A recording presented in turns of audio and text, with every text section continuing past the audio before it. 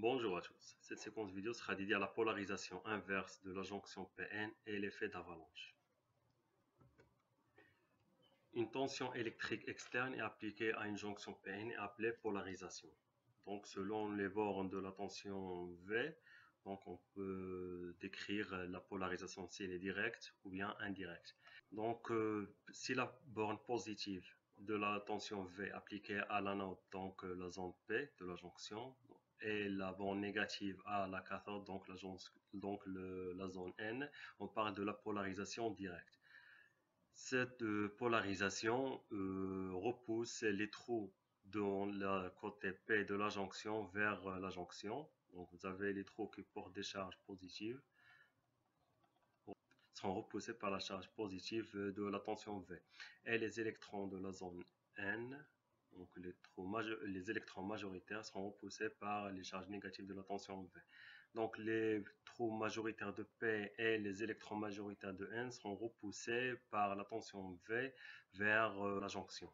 Comme nous l'avons vu dans la jonction Pn, vous avez des ions positifs dus à l'immigration des trous de P vers N et les ions, donc vous avez des ions positifs dans la zone N de la jonction et vous avez des ions négatifs dans la zone P de la jonction.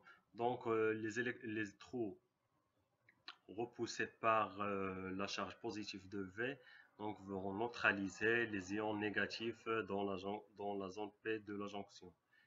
Et les électrons majoritaires de N repoussés par la borne négative de la tension V vont neutraliser les ions positifs de la zone N dans la jonction. Donc cette neutralisation va affaiblir la zone de déplétion. Cet affaiblissement de la zone de déplétion permettra aux porteurs majoritaires de migrer de P vers N et de N vers P.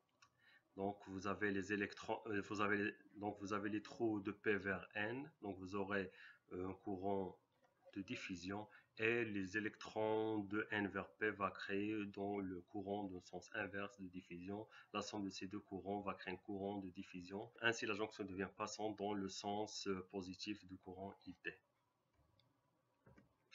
Lors de la polarisation inverse, vous avez les porteurs majoritaires de la zone P, donc qui sont des trous qui portent la charge positive seront attirés par la borne négative de la tension V et les porteurs majoritaires, donc les électrons de la zone N, seront attirés par la borne positive de la tension V. Ainsi, la zone de déplétion va s'élargir. Les porteurs majoritaires sont attirés par les bornes positives et négatives de la tension V. Donc, il vous reste les porteurs minoritaires. Donc, qui sont les électrons de la zone P et les trous de la zone N dont vont migrer donc de P vers N et N vers P selon l'effet tunnel. Ainsi, ce déplacement des porteurs minoritaires va créer un courant faible, dit courant de fuite. Ainsi, vous avez la caractéristique de la jonction Pn, donc le courant I en fonction de V. Lors de la polarisation directe de la jonction Pn, vous avez, après avoir dépassé une tension de C de 0,7 volts, le courant va croître d'une manière exponentielle. Et lors de la polarisation inverse, vous avez le courant de fuite constant de grandeur de quelques nanoampères. Donc on va augmenter V jusqu'à une tension dite de claquage et le courant I va croître d'une manière exponentielle mais dans le sens inverse. Et ainsi vous avez la jonction Pn devient passante. Donc le courant qui parcourt la jonction Pn lors de la polarisation directe sera dû au porteur majoritaire et lors de la polarisation inverse donc sera causé par le déplacement des porteurs minoritaires.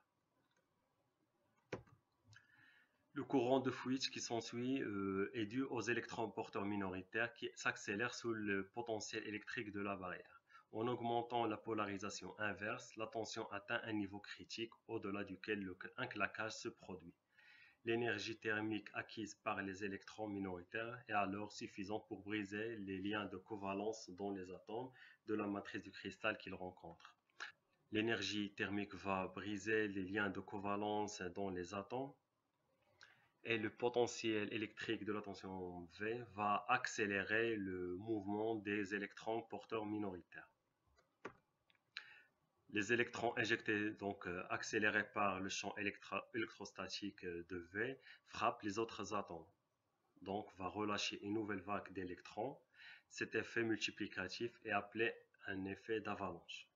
Dans une polarisation inverse supérieure au seuil de claquage, l'avalanche relâche un nombre presque illimité de porteurs et la diode devient un court-circuit. Les porteurs minoritaires de la zone P, qui sont les électrons, donc vont briser les liaisons de covalence des atomes du cristal, créer des électrons libres.